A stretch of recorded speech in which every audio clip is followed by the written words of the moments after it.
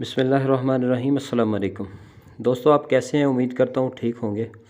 तो आज हम आपके सामने आपसे शेयर करेंगे कि शादी का वजीफ़ा, जिन लोगों की शादी नहीं हो रही या जिन वालिदैन को ये परेशानी है कि हमारे बच्चों की शादी नहीं हो रही, वो बहुत डिस्टर्ब हैं, परेशान हैं। इस हवाले से बेटियों वाले भी परेशान हैं, लड़कों वाले भी परेशान हैं। तो इसमें क्या करना चाहिए?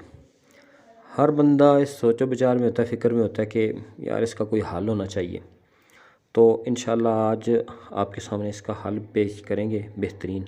तो सबसे पहली बात ये है कि मेरे दोस्तों और जो भी लोग सुन रहे हैं, माएँ बहनें और बुज़ुर्ग हज़रात, तो इसमें इस चीज़ का ख़्याल रखें कि नमाज को 5 वक़्त पढ़ना चाहिए। नमाज में सुस्ती नहीं करनी चाहिए। अल्लाह ताला को फिर खुलूस से नीयत के साथ याद करना चाहिए। ठीक है, तो ये एक तरीक़ाकार भी है बेहतरीन जो अल्लाह ताला ने हमें सिखाया है, अल्लाह ताला को याद करने का। तो इस वजह से कोई भी ऐसा अमल हमें नहीं करना चाहिए जो अल्लाह ताला की याद से हमें गाफिल करे। जो अगर हो जाए तो अल्लाह ताला से माफ़ी मांगनी चाहिए।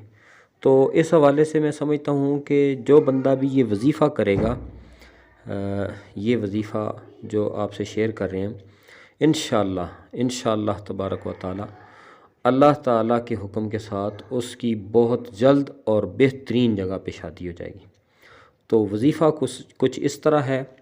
इसका करने का तरीक़ाकार ये है कि आपने नमाज मगरिब के बाद सबसे पहले दुरूद शरीफ पढ़ना है 3 मरतबा, और ये सूरह कसस की 24 नंबर आयत है।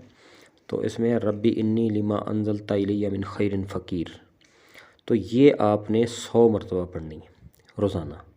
और उसके बाद फिर आपने लास्ट पर 1 मरतबा दुरूद शरीफ पढ़ना है। तो ये डेली ये अमल करना है। तो जब तक मसला हल ना हो, आपका कोई सेटिंग क्लियर ना हो, तो उस वक्त तक इसको छोड़ना नहीं है। तो अल्लाह ताला को खुलूस नीयत के साथ याद करते हुए और अल्लाह ताला के ऊपर यकीन रखते हुए ये आप करें, तो इंशाअल्लाहुल अज़ीज़ ये मामला बहुत जल्द हल हो जाएगा और अल्लाह ताला बहुत बेहतरीन कर देगा। दोस्तों, ये था आज का वजीफ़ा। अपना और अपने इस चैनल का ख्याल रखिएगा। ओके, अल्लाह हाफ़िज़।